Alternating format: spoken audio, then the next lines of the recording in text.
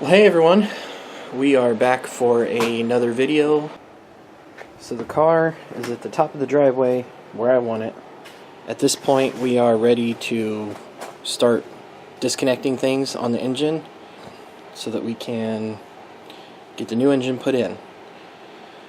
I'm not entirely sure what all I'm going to do. This engine bay is pretty gnarly. I mean, there's no rust. This was a Colorado car, so you know the strut towers are good. The frame rails are good. Like,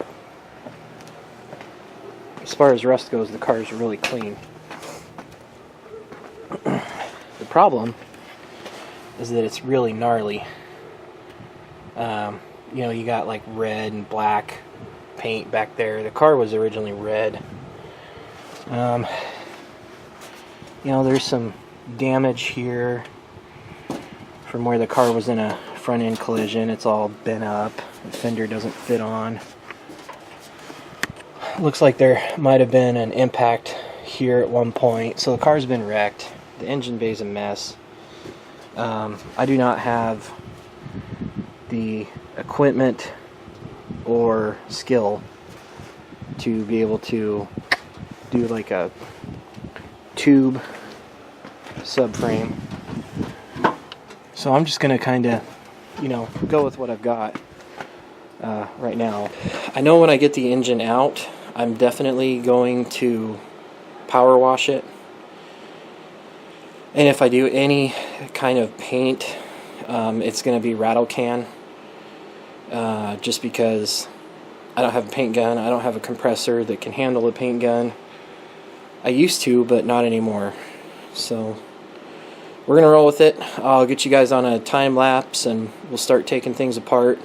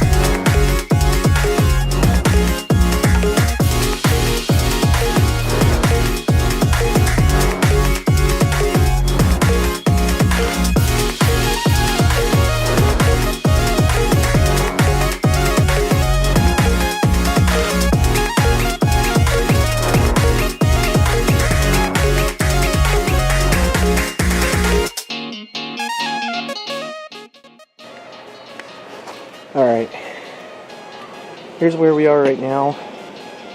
I have the harness all disconnected. I have the wires for the alternator and the starter both disconnected. And what I'm getting ready to work on right now is loosening the power steering pump so that I can get the belt off. I'm just going to take that whole bracket off and set it aside. I'm going to use this pump here But I'm going to have to get, I guess, I don't know if they're crush washers or just regular washers, but I have to figure that out. And then I want to figure out if I want to leave the power steering cooler here, or if I want to just get rid of it. I don't know. I'm definitely going to try to clean it up because it's just really ghetto. I have removed the starter, and there was only one bolt holding the starter in, which I thought was weird until I pulled it out and discovered why. This ear is broken off. Now the car seemed fine. You know, there wasn't any starter grinding or any catch issues. Just that ear's broken off. So on this side of the engine, I do have the power steering pump removed from the engine block, and other than the engine mount, all I need to do on this side is disconnect the exhaust manifold, and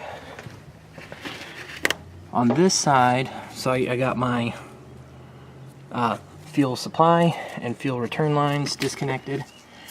I've got my heater hoses disconnected, and I just cut this one because it wouldn't come off, and because I'm going to replace them anyway. It's just the smart thing to do. Yeah, budget build, but I don't want it to I don't want to lose this engine, at least right away. So actually, I don't want to lose it at all. Yeah, so throttle is disconnected. I'm getting really close.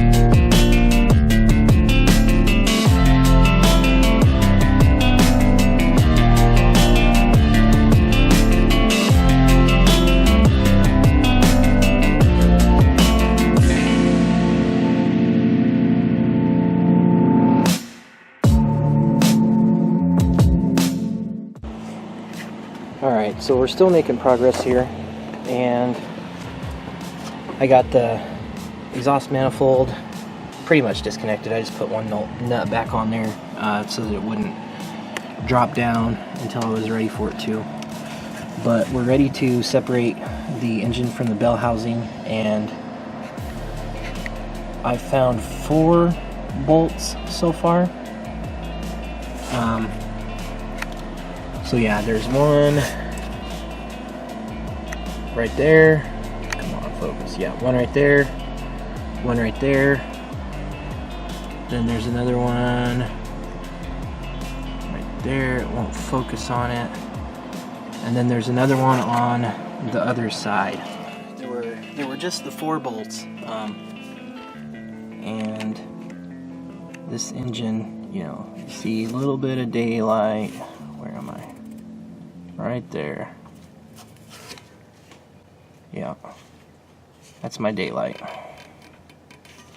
So this engine, other than, you know, engine mounts and getting the power steering pump out of the way, getting the exhaust manifold out of the way,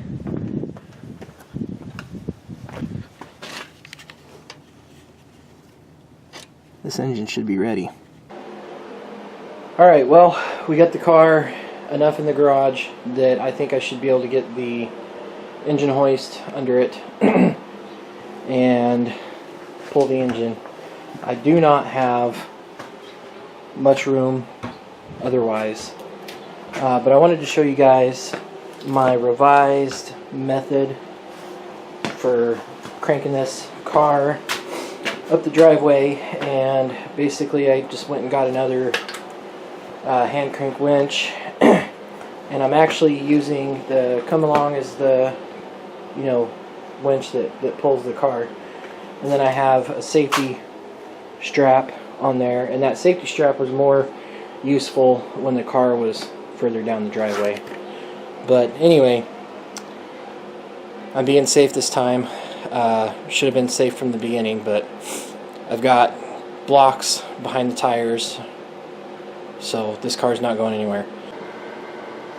Alright, we had a bit of an issue with the car being too low, so I had to put it up on jack stands on the frame rails, and I've got my engine hoist in at an angle.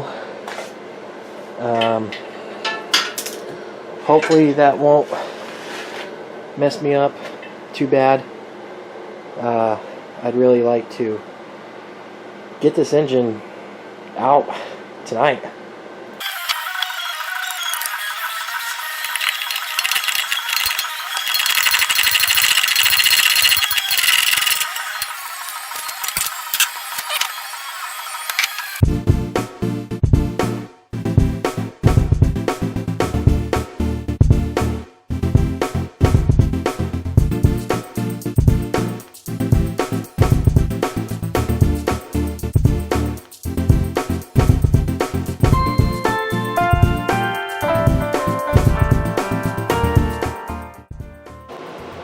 Alright, here we are.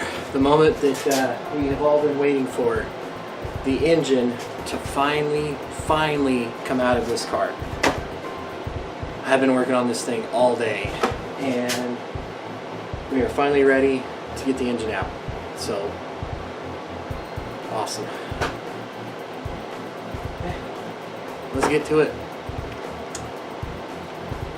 Safety first.